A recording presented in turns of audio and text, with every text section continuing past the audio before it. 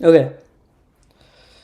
All right, guys. My name is Neil Mitchell, and this is Don't Blink, and we are FTC Rookie Rescue. Today, we're going to be explaining to you guys all about COTS parts and vendors that you guys can use to further your robot and your team. So we're going to quickly get started off with what a COTS part really is and what it means. COTS stands for commercial. Oh, Arnold, I can't hear you. Hello?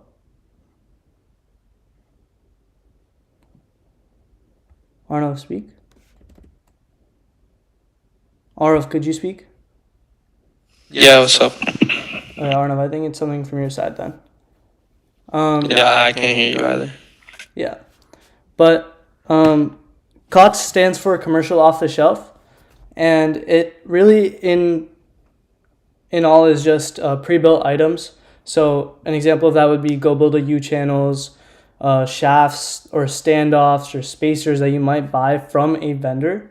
And there are many different vendors that the FTC community is really familiar with, and some of those are Go Build Rev Robotics, Andy Mark, Misumi. Axon is one that has come up in the past few years, and McMaster-Carr is really great for screws, etc.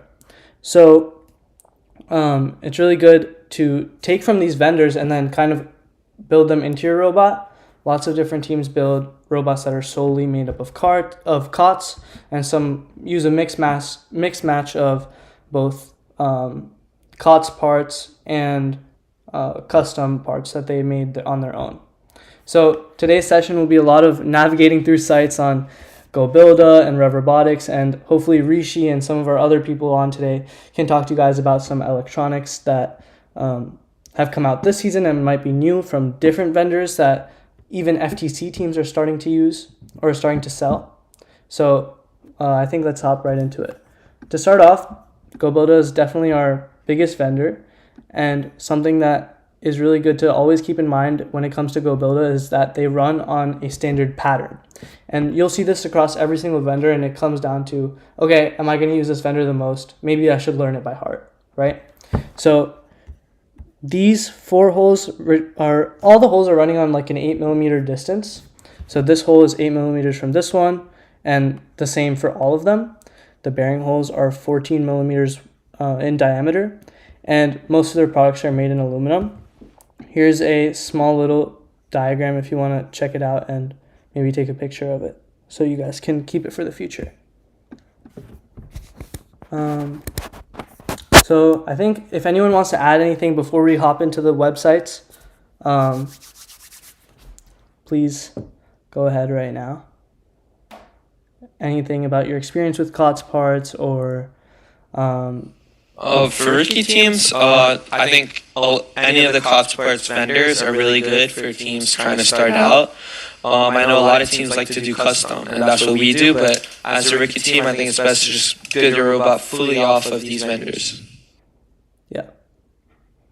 What about you, Rishi? I think before you joined Don't Blink, you had lots of experience with COTS parts, etc. So if you want to dive into what you used in the past and how you used it. Yeah, hotspots are really good, especially GoBuilda. They have really nice structure, and it really makes your life a lot easier because you know that it's good quality.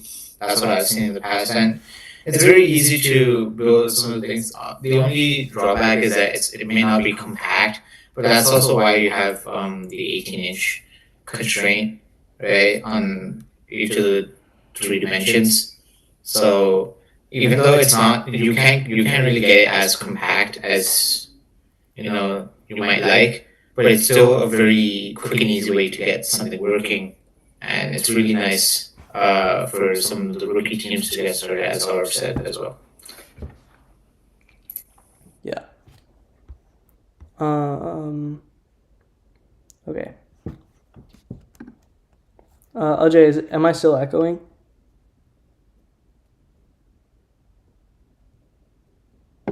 Or okay, for now we'll just leave it. So let's hop into some of these websites. Real quick, I just want to highlight that many of the vendors are also like selling kits, pre-built kits that you can assemble for this year's game and other games before this. Yeah, so we're gonna go build this site real quick, and I'm sure many of you are familiar with this, but the Strafer chassis is an extremely popular choice among rookie teams.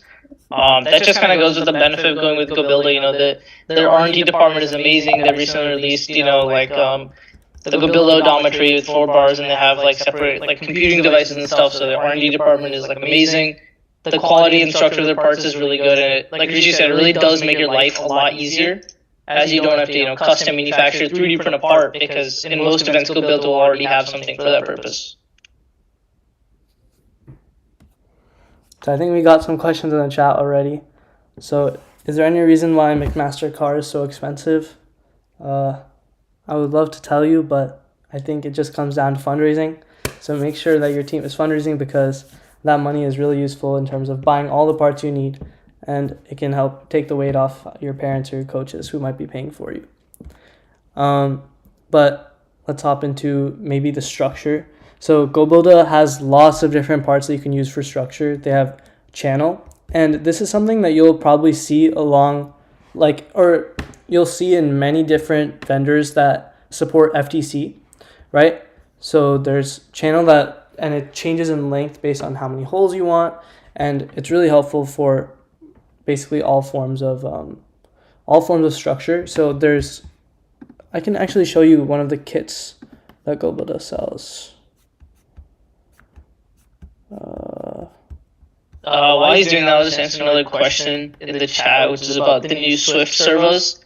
Yeah, I do see that they cost less, but allegedly have more power. But I think as like a general rule of thumb, you know, Axons have been around for a couple of years, and as one of the teams who uses them, they are really great. The power and torque output they have, and the reliability in the sense that they don't break, is like really beneficial for teams that really want to demand the most out of their servos.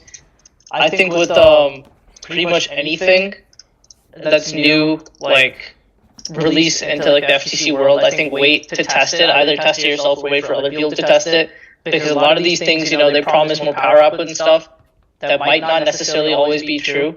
So that's just a general like rule of thumb when working with these new released products. Yeah, for sure. So this is the Strafer chassis that we were talking about before. This is something that's really helpful for rookie teams, because I'm pretty sure it abides by the 18 by 18 inch rules, and it's like something that's really great for people that are just starting out. It gives instructions on how to build them and explains how Strafer chassis actually work.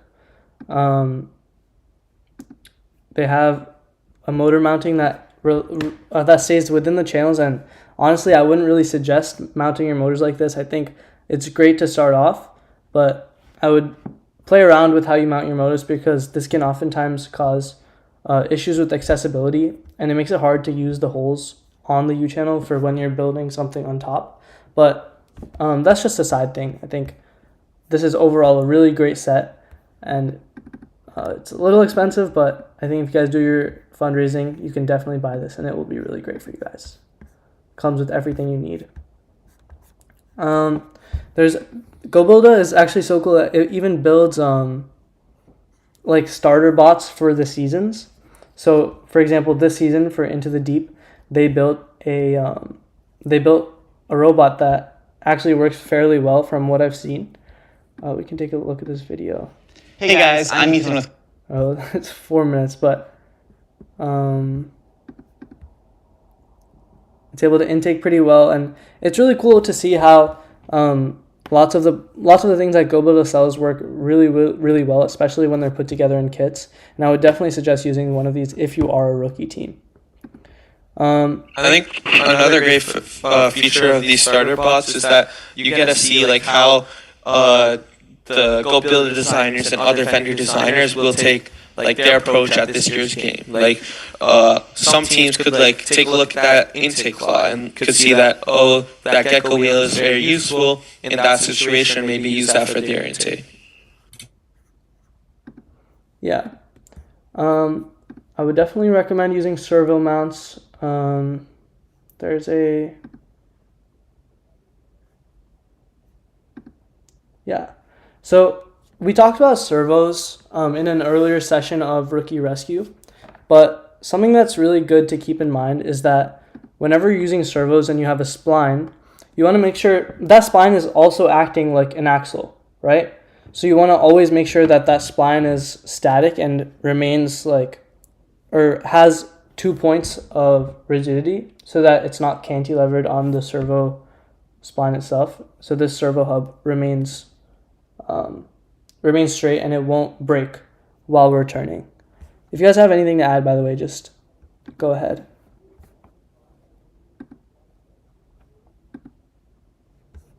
There are two types of Go Builder motors that teams oftentimes use. There's 5203 and 5204. 5204 just has a longer shaft, 5203 has a shorter one, and we recommend using 435 RPM motors and 312 RPM motors for your drivetrain.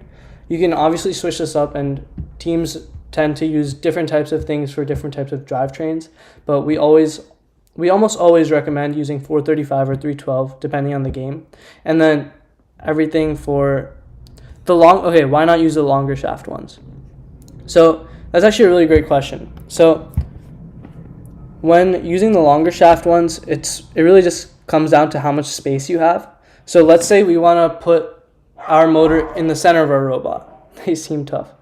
Let's say we want to put the motor in the center of our robot, then a longer shaft might be really helpful.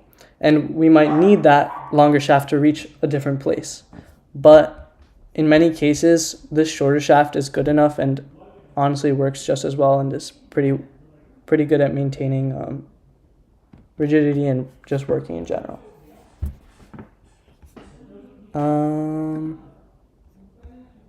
Is there anything you guys want to particularly look at from this site?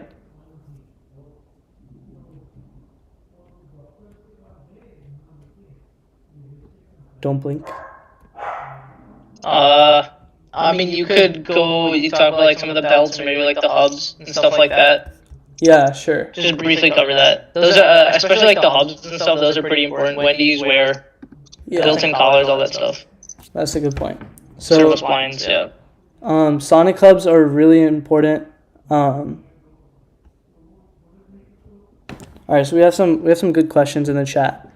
Let me just explain really quickly what servo hubs are, and then we can get into why not go build a belts and why V belts instead. Just give me 1 second. If you guys could take over in the meantime. Okay. Yeah, I can answer the question in the chat. So Neil he can go into the builder site as well and look at the belts and everything. But the main thing with VBug is, especially more for like custom builds, is that you can specify the pitch, the thickness of your belt, how many teeth it has. There's a lot of flexibility with VBug, guys, in the sense that you can pick a lot. GoBuilder kind of restricts that flexibility. You can see there's still a bunch of options and stuff here. But VBug, guys, in general is just, in the past, at least with us using it, the quality has been good and they have pretty much exactly what we need. You can see like these follow kind of like an incremental order, or semi-incremental, but it's like they're not here for every purpose. Yeah, I'm pretty sure that's how they're meant to be, in the sense that since all your dimensions will be within the same like multiples of a number or something, so it should work with that. But definitely make sure to check it out. One of our prior sessions we talked about using the SCPSI belt calculator, so you can definitely search through that and make sure that you're getting the right belt for whatever purpose you're using it for. Hey guys, I'm back. I just wanted to grab some AirPods so I wouldn't echo.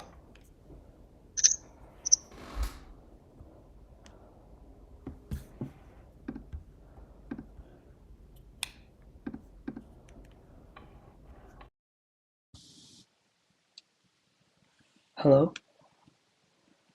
Yeah, we can hear you. Okay, cool. All right. So, do we want to hop into some of the more interesting electronics that have been released this season?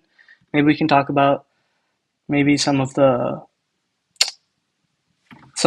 color sensors, or maybe the limelight. What do you guys think? Or some odometry? Yeah, go into the Go Build odometry real quick, then you can talk about some other sensors. I think they sell the Limelight on the site too. So Odometry is on electronics, right? Yeah. Okay. yeah, another question in the chat. The Limelight. Yeah. So we are using the Limelight this season. It definitely has helped a lot in terms of like flexibility with the code, in the sense that you don't have to code as much and you can get much better results. Obviously, it is very pricey, so not every team can afford it. But the capabilities of the camera can really make your robot more autonomous. I think Rishi can talk more about that as well. He's been experimenting with it a lot. Yeah, so the good thing about what usually happens with the cameras is you would have to plug it into the control hub and it uses the CPU of the control hub, right? And what the Limelight does differently is it has its own co-processor. So the only thing that the control that happens when you really plug it into the control hub is just that it's using the power. That's literally it. And all the processing is done by itself, which really because vision is very heavy in terms of processing, and you usually tone down the resolution just to make sure that everything else runs smoothly as well. So that's the good thing with Limelight. They also have some built-in pipelines sort of thing. So they have some APRO pipelines, and they have other pipelines to detect color and detect the amount of light, and it's all there. It's kind of expensive, so that's what I would be a little bit worried about, because it costs, I think, $190, if I'm not wrong. But other than that, it does really help, and you can really write some more advanced code because it's not that much heavy on the CPU of the control hub. So Yeah. Did you also want to talk about whether the pinpoint and two-wheel odometry is better than three-wheel odometry? Or Arnav, if you want to talk on that. I mean, I think Rishi has especially also been experimenting a lot with odometry. I personally have not seen much feedback on the pinpoint odometry computer. We're just sticking with what we've done in the past in terms of odometry because it's worked well for us. Maybe some experimentation with the Otos. But if Rishi knows anything about this, he can talk about it. I personally haven't seen much feedback, so I'm unaware of how good it is or how bad it is. I don't know much about the pinpoint odometry sensor as well, but I mean, I've heard it's decent. Of course, it costs almost as much as a third odometry, a Yeah. dead wheel odometry. So I'm not sure. Like, it does all the calculations on its own, but when you it's again an I2C that connects. So again, you'll have a 30 millisecond. The only thing is that it reduces the disparity between, or like the lag between the dead wheel odometry and the IMU when you use the two wheel setup. That's usually what it's good for. Hmm. Yeah. Um, I think we'll get to your question in the chat really quick in a second. Rishi, do you want to also speak on the SparkFun and new OTO sensor that has been released and is FTC legal? Yeah, so this is a new sensor that's been released. It's much cheaper than any of the other odometry setups that are more popular, such as the three wheel or the two wheel plus IMU. It only costs $80. What it is it's basically think of it as a mouse, uh, but it has an IMU as well. So it can basically tell you the X and Y, so like the translation, and then it has an IMU on top as well. So it gives you the heading of the robot, and it's really easy to configure as well. It's also cheap, as I said, so it's a really good option for some new teams who are trying to look into odometry. And it has a laser on it, but it's a class one laser, so it's FTC legal. And from the testing that I've done with it, I found that we found that it's very accurate and it works really well. They also provide a mount online for both Rev, Tetrix, and GoBuilder as well. So it's really nice. they have some instructions on how to set it up. So, I mean, teams can take a look at it. It's really a good place to start for odometry. Yeah, I definitely think so too. Um, there's a lot of talk about what the best odometry pod is, and I think Arnav is giving some good answers. But to sum it all up, I think for us at least, in terms of odometry, we've been really set on using GoBuilda two-wheel plus the IMU for our heading. And this was really good for our localization as it has worked really well for us during power play and center stage, or I guess not GoBuilda odometry in power play, but in center stage, GoBuilda worked really well for us. And I think it's something that will still work really well because it's been tested by a professional company and professional vendor that will often offer us the best tolerances and ensure the best quality. I think the SparkFun is also a really good option for rookie teams that are just getting into it. Robot working. Okay. Um, do we want to hop into some servos or do we want to talk about Opti? What do you guys think?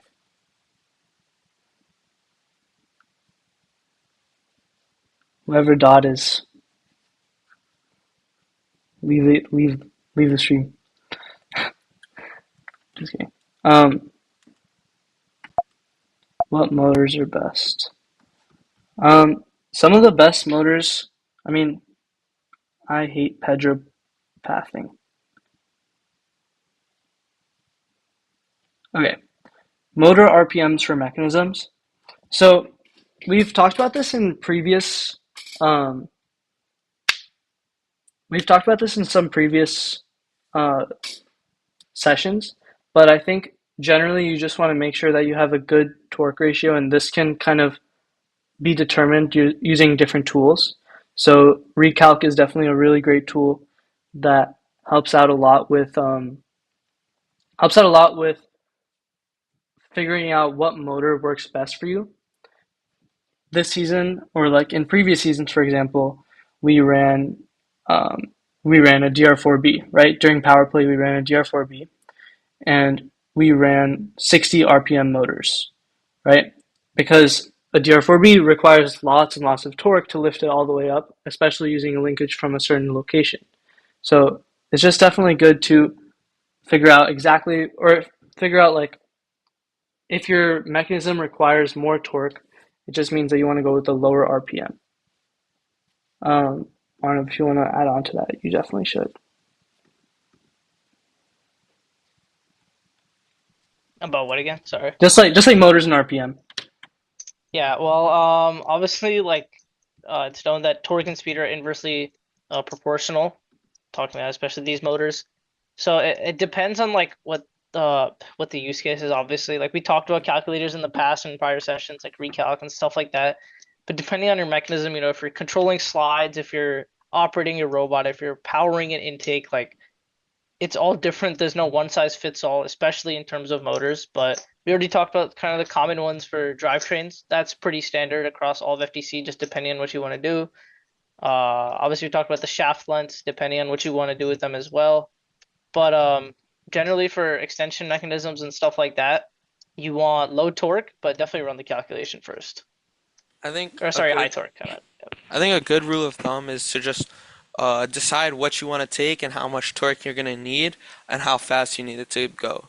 Like for this year's game, the samples that you're picking up, they don't really require much torque. So you would really need like a low torque motor and a high speed RPM.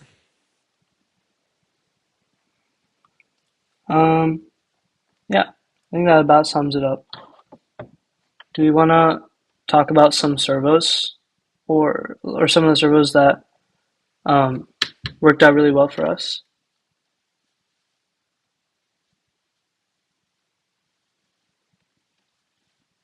I think we should just show them the Axon site. Who's a good programmer on Don't Blink that you can reach out to? Rishi's obviously a really great resource, and then Vikram and Ara are awesome people that you can reach out to on the Don't Blink or on the Rookie Rescue server if you have any questions.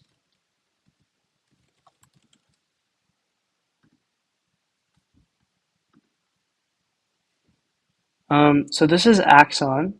It's probably one of the most popular servos around in FTC currently. Um, we use the Axon Max a lot because it offers us lots of good torque for applications on, let's say, your intake or your outtake. And they're not necessarily good for rotating or moving large systems, but for small systems that might be like end effectors at the end of your slides or your outtake arms, right? So they're really good because they're great for stalling out and ensuring that they can always um, get to the position that you want them to. And I think they're just really strong overall. If anyone wants to add on, they definitely should. Yeah, Axon servos, like I talked before, they're like robustness in terms of that these servos are really, really hard to break. They're really flexible as well. You can program them to do all sorts of different things. You can program the power output, the speed, the degrees of max rotation, and stuff like that. There are some heat vents along the side because they get hot, so it's a very well built servo. And like Neil was talking about, uh through our experience with different servos, like especially Gobilda servos, we've seen that once you go past the stall torque and you stall them too much, they tend to lose their position for a second and go back. So especially pertaining to this season where a claw is a very popular approach. Let's say if you want to grab a specimen and you want to make sure you're grabbing it, a Gobilda servo may not be the best thing because if you stall it too much, it's going to lose its position and come back, and in that brief second, you can drop the specimen. For Gobilda, their stall torque is way higher, so you can actually stall them a lot, and they will not lose their position at all. So that's another big reason to go after Axon, and they're just higher quality overall in terms of essentially everything. They are Do you wanna expensive though. do you wanna also explain the fourth wire? Do you also want to explain the fourth wire and why some teams might use them? It's for analog, but you can go more Yeah, in so depth since you're already the talking fourth about it. wire on the Axon, we traditionally don't use it just because we program our service positions between 0 and 1. You can get an analog output, and let's say if you want to, run like a motion profile or run some sort of control theory algorithm on your servos or something like that, then an analog output can help. But you don't really need it. The main thing about the Axons is that they're very programmable, right? You can order a servo programmer and tune a lot of things. Running it with an SPM is definitely recommended for sure, but you can get a lot of power up out of it, a lot of torque, um, and just a lot of speed. It's just much better overall.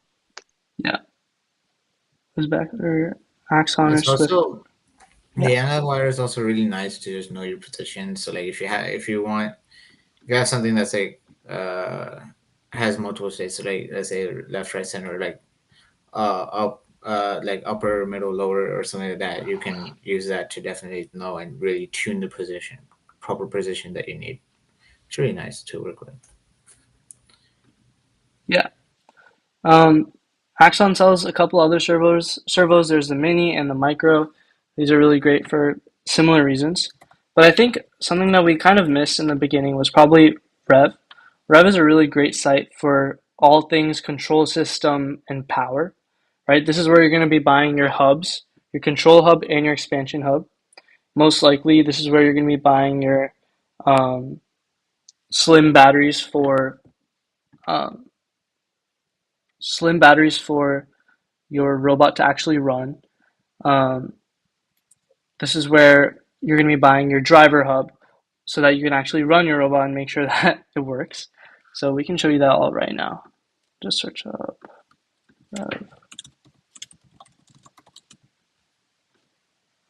control hub. So you're going to want to buy one of these. If anyone wants to take a photo, we'll post this in the chat or we'll post this on the server later. So control hub.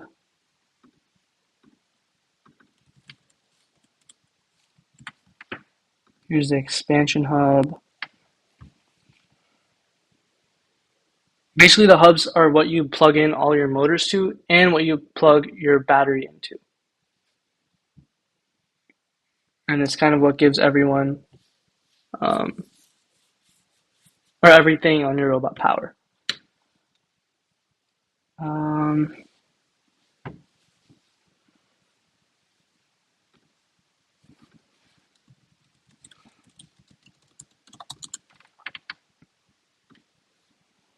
You're going to want to buy one of these.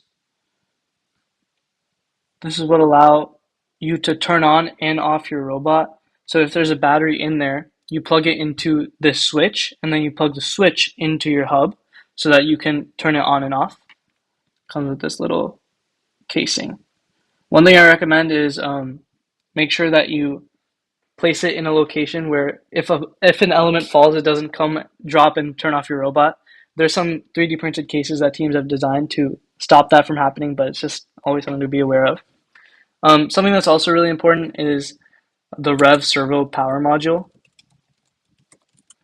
Because we were talking about axons before, and because they're so good and they work so well, you oftentimes need, or because they take so much power and they have the ability to work so well, but they can't do that without proper power distribution. So a servo power module is really helpful for doing this and giving your axons that extra boost. So basically what you'll do is you plug one side into your servo and the other into the hub to ensure that it actually goes to the specific location in your configuration so that you can program it in a specific way.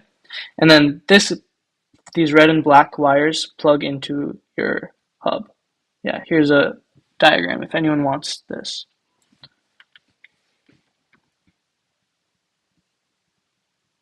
Is there anything I'm missing, guys, from Rev? I guess I should show the battery too. There are two types of sensors, stuff like that. Yeah, sensors too. I'll show that in a second. So Rev sells this slim battery. Take a photo if you'd like. And then yeah, so Rev, and then there's also the other battery.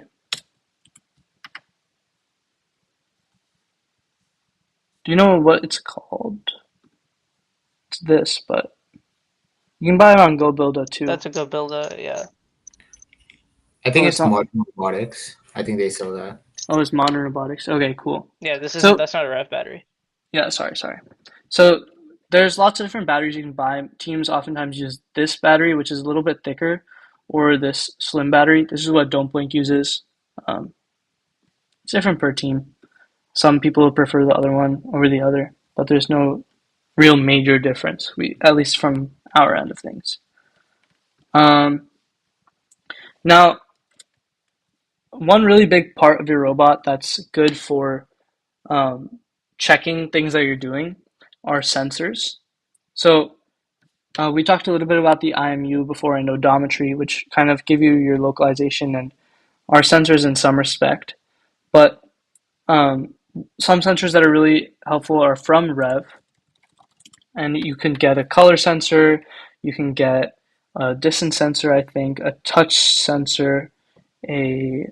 There are touch sensors. And then yeah, you can also get magnetic limit switches.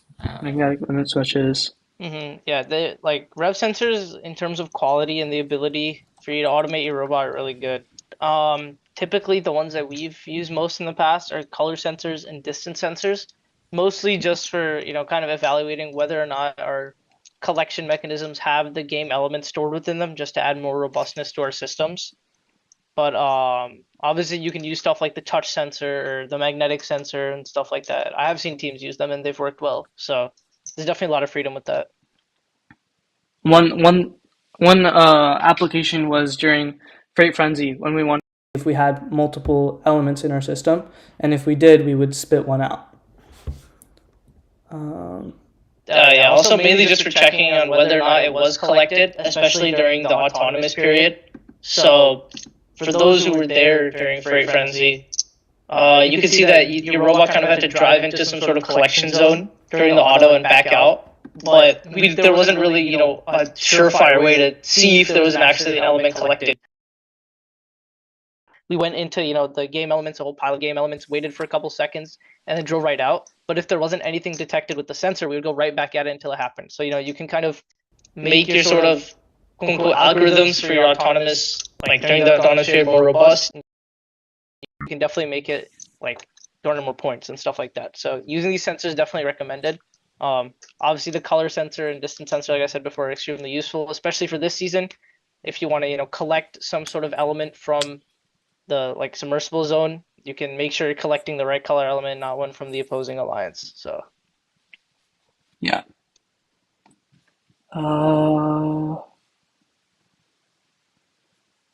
Okay, so we've gone over sensors.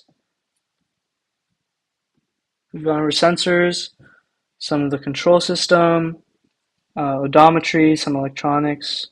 Yeah, Rishi, do you want to answer that question in the chat? Uh, It's regarding the best encoder option. I mean, so the motors have a built-in encoder. That's something a lot of teams use. But you can also use the rev through bore encoder, which is what we used before the Go dead wheel odometry came out, right? And you can sort of use that and just mount it to the whatever axle, like just mount it onto the axle of the motor, and you can. Do you want to show rev bore encoder maybe? Yeah. And So you can sort of, that's also another way to go. But it depends on the application, obviously. So I think one location where it's really helpful to use through bore encoders is probably on shafts where you've where you transmit power from your motor to another shaft, which is operating a larger sub mechanism. So, for example, if you're pushing out slides with a linkage, right, and you're transmitting power from your motor to another shaft, there's going to be some difference in there's going to be a little bit of play between those two shafts.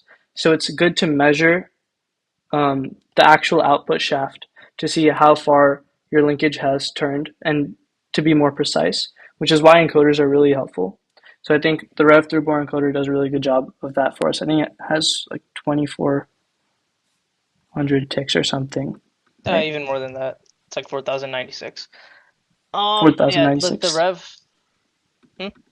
Yeah, no. I'm just looking for where Yeah, it says it. the throughput encoder is good. What Neil was talking about is like traditionally when you have a live axle mechanism, in the sense that whatever subsystem you're using, also 8,190, yeah, It even doesn't more than want that.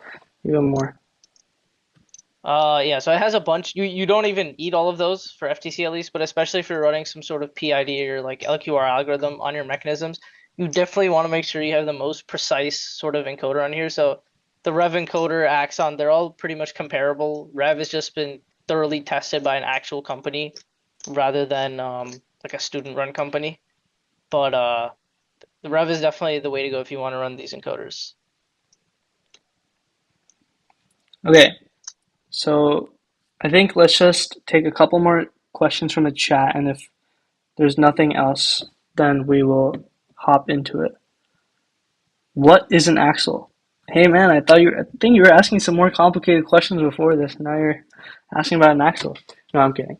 An axle is something. It's a shaft, or axle is two ways to put it. But I'm mainly a programmer.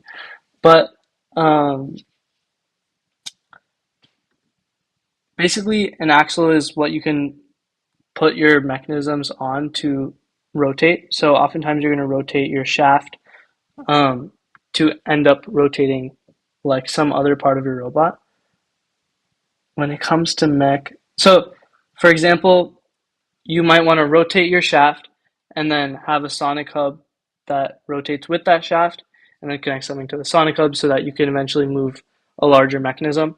So, for example, something like an extendo with linkages, you might want to rotate your shaft so that you can eventually rotate your linkage. There's a question when it comes to mech. I can't do anything. Is don't play like that. No, it's really good to maintain a team that can all do everything and work together coherently. So Ben Ferrer asked the question: 12 millimeter Rex versus 8 millimeter Rex. So yeah, there are multiple different types of shafts. So there's D shaft, there's Rex shaft, and then from GoBuilda you'll see 8 millimeter shafts and 12 millimeter shafts, and that is relating to their diameter. So I can show you guys how that looks. So here, yeah, we can see these shafts are 8 millimeters in diameter, whereas you can also buy 12 Rex shafts, which are 12 millimeters in diameter, and it's really helpful to. I think 12 Rex shafts are more often used for cross bracing between two sides of a mechanism, and then AREX shafts are more so where you'd see lots of rotation and mechanisms get involved. So are there any more questions in the chat? Okay, so I think we're going to end it off here.